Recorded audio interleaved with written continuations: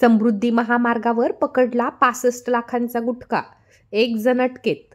77 लाखांचा मुद्देमाल जप्त. मेहकर पोलिसांची दमदार कामगिरी.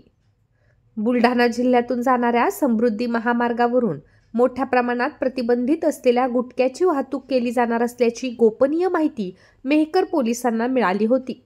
त्यावरून वरिष्ठांच्या आदेशाने पोलिसांनी सापळा रचून एका आयशर वाहनाची तपासणी केली असता त्यामध्ये 65 लाखाचा गुटखा आढळून आला आहे. पोलिसांनी गुटख्यासह वाहन असा एकूण 77 लाख रुपयांचा मुद्देमाल जप्त करत एका आरोपीला अटक केली आहे. यामध्ये अजून आरोपी वाढण्याची शक्यता पोलिसांकडून वर्तवली जात आहे. या कारवाईमुळे गुटखा माफियांचे धाबे चांगलेच दणाणले आहेत.